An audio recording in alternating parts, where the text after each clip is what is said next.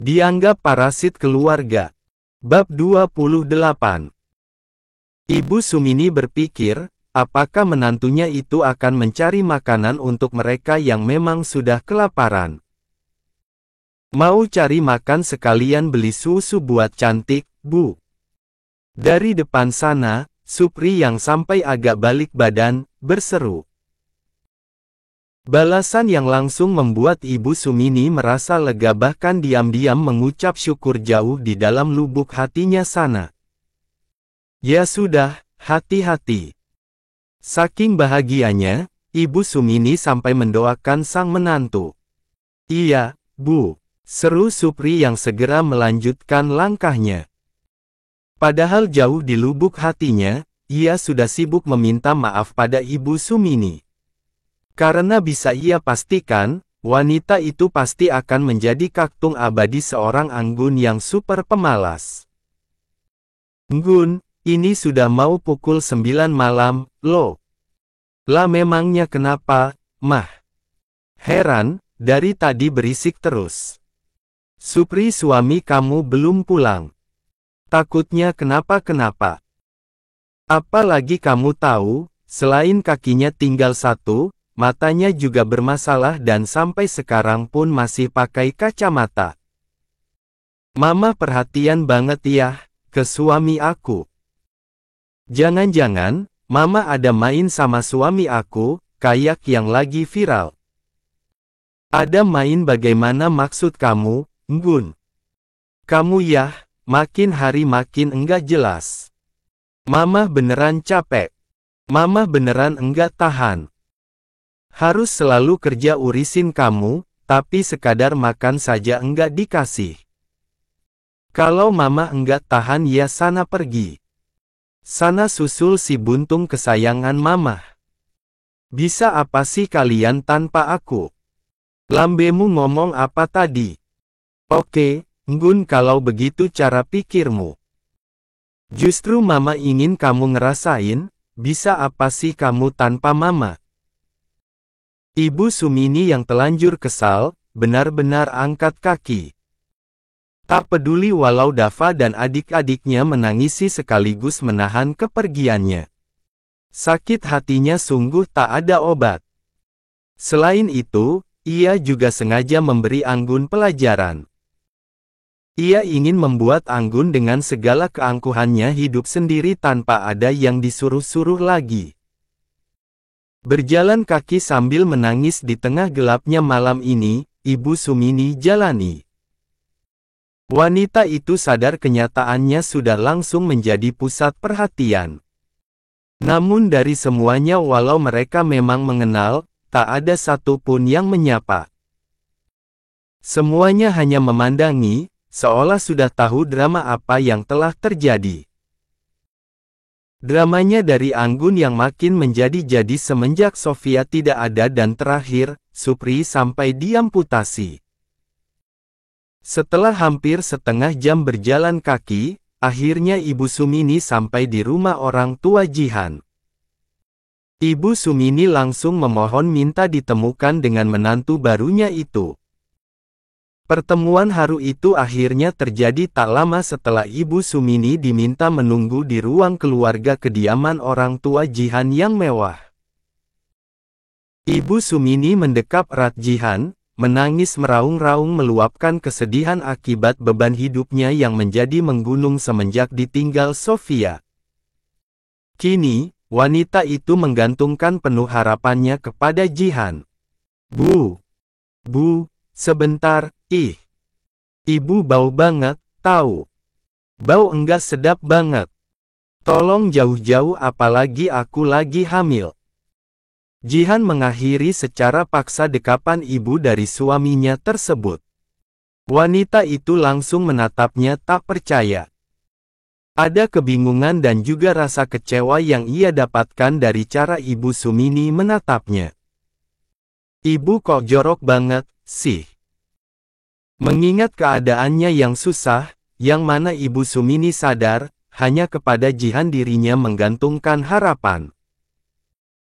Ditambah Jihan yang sedang hamil muda, wanita tua itu belajar lebih sabar. Ia rela menjaga jarak, duduk lebih jauh dari Jihan. Begitupun ketika wanita berpakaian minim bin seksi melarangnya duduk di sofa. Ibu jangan duduk di situ.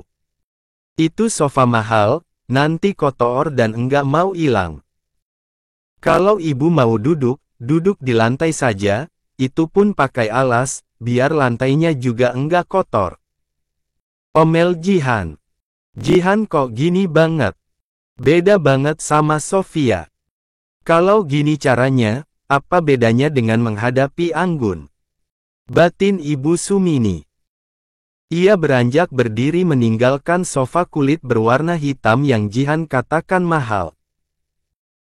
Tak beda dengan Ibu Sumini, Jihan yang menjadi emosional juga berangsur berdiri sambil bersedekap. Jadi, apa maksud ibu, malam-malam mendadak ke sini? Lirihnya sambil melirik sinis yang bersangkutan. Penampilan ibu dari suaminya itu sangat tidak enak dipandang. Tak hanya dari pakaian, tapi juga tubuh Ibu Sumini yang sangat kumol sekaligus bau. Seolah wanita yang kepalanya sudah penuh uban tersebut memang jarang mandi. Meski berat, Ibu Sumini yang tidak memiliki pilihan lain selain bergantung kepada Jihan pun mengatakan semuanya. Intinya, tentang dirinya yang butuh tempat tinggal karena sudah tak mau tinggal dengan Anggun yang semena-mena. Oh, jadi ibu butuh tempat tinggal? Ucap Jihan masih sinis. Ibu Sumini langsung mengangguk, memasang wajah melas agar Jihan mengasihaninya. Iya, Han. Ya sudah, kalau gitu ibu tinggal di sini, sergah Jihan dengan entengnya. Kendati demikian, balasan enteng Jihan kali ini langsung membuat Ibu Sumini berbunga-bunga. Ibu Sumini merasa mendapatkan angin segar. Wanita itu langsung merasa lega selega-leganya. Karena meski Jihan terkesan jahat, nyatanya wanita uang jauh lebih muda dari Sofia apalagi David itu masih mau peduli kepadanya. Daripada Anggun yang malah sangat tidak manusiawi padahal Ibu Sumini merupakan wanita yang melahirkannya. Serius, Han? Ibu beneran boleh tinggal di sini? Serga Ibu Sumini benar-benar bahagia. Iya, Bu. Kebetulan yang suka bantu-bantu di sini lagi sakit dan izin 1 minggu. Jadi nanti ibu gantiin dia saja. Daripada gaji mahal-mahal tapi sering izin, mending ibu saja yang kerja di sini. Ibu masih kuat kerja, kan? Balas Jihan masih sinis. Kenyataan yang baru saja Jihan sampaikan sangat membuat seorang Ibu Sumini tercengang. Tak hanya raganya yang makin terasa sangat sakit, tapi juga mental dan hatinya. Hingga ia yang tak kuasa menerima kenyataan sekaligus nasibnya yang mengenaskan setelah David menceraikan Sofia, malah jatuh pingsan. Benar-benar tidak ada yang sebaik Sofia, pikir Ibu Sumini jauh di lubuk hatinya. Ya ampun ini nenek-nenek malah pingsan. Bakat banget bikin repot.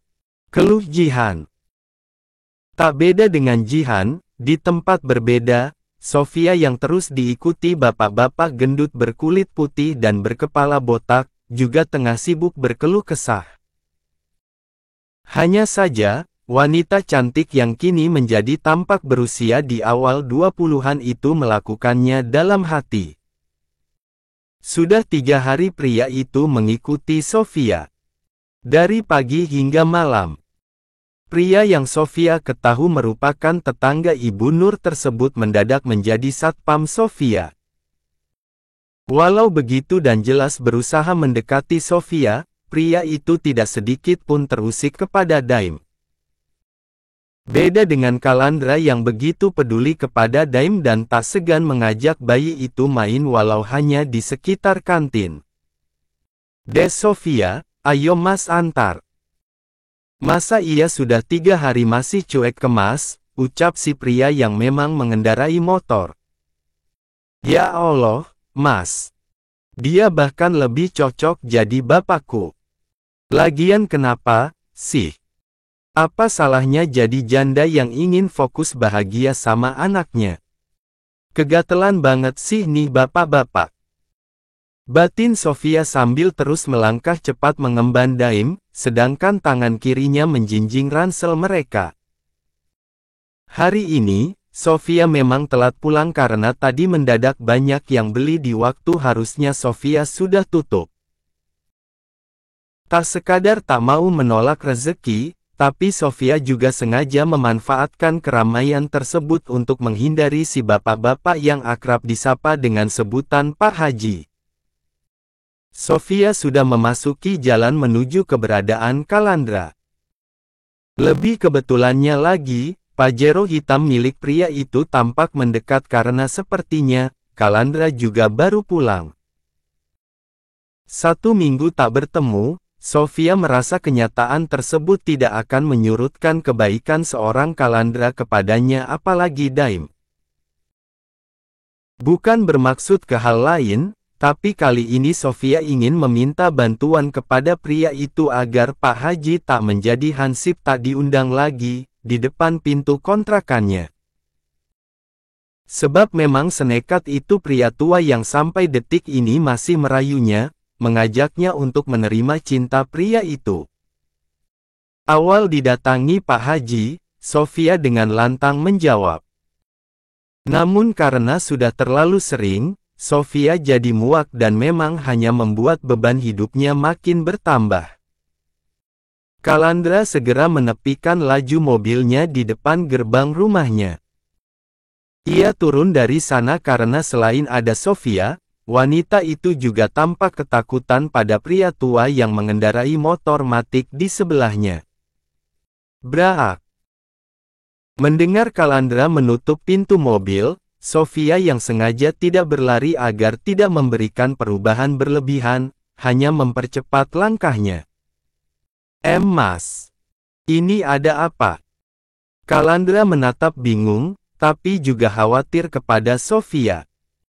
Apalagi sejauh ini, Sofia bukan tipikal yang hobi membuat masalah. Justru, mereka yang hobi memanfaatkan Sofia kemudian memutarbalikkan fakta. Sudah tak terhitung kasusnya, hingga untuk yang kali ini, Kalandra berpikir penyebabnya masih sama. Sofia bingung untuk sekadar menyampaikannya kepada Kalandra. Ia sempat gagap, tapi kemudian ia meminta tolong. Kamu diapain sama dia?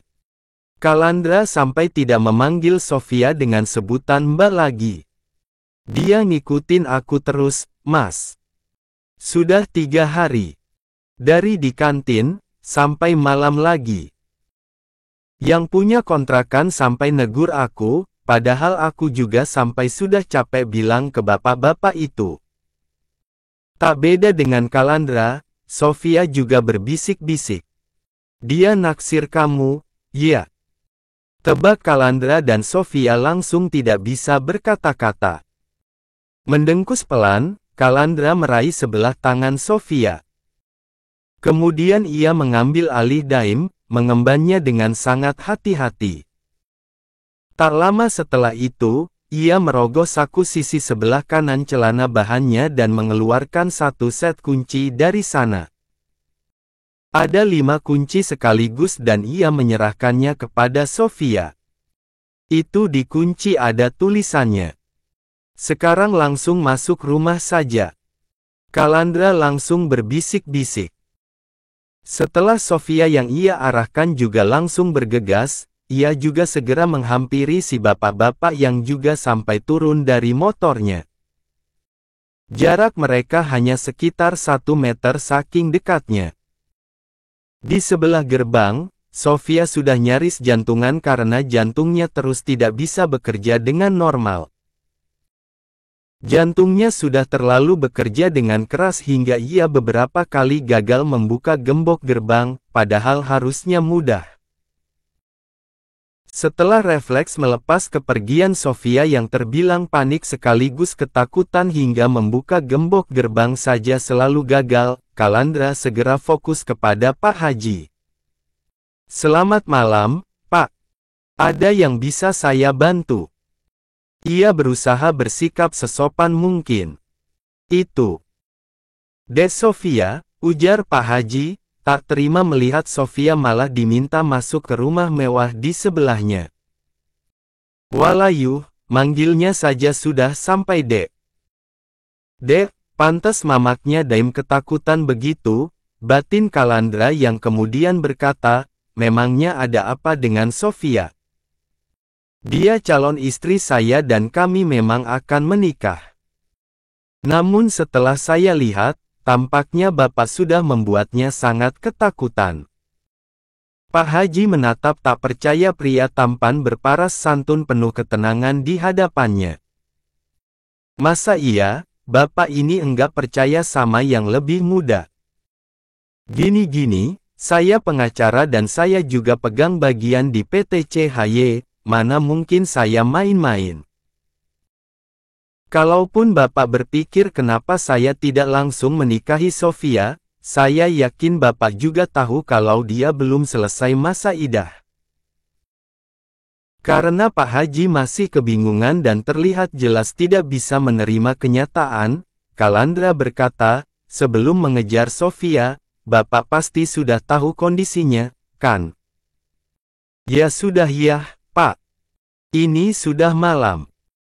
Angin malam enggak baik buat bayi, selain kami yang juga ingin istirahat. Selamat malam." Kalandra segera mendorong gerbang rumahnya. Ia tak lantas masuk rumah karena ia lebih memilih mobil, menyetir dengan sangat hati-hati menggunakan tangan kanan karena tangan kirinya mendekap Daim yang ia pangku. Karena ketika Kalandra kembali setelah memarkir mobilnya, Pak Haji masih di sana, ia sengaja tersenyum ramah kemudian mendorong gerbang yang juga buru-buru ia kunci tanpa menawari pria tua di depannya masuk.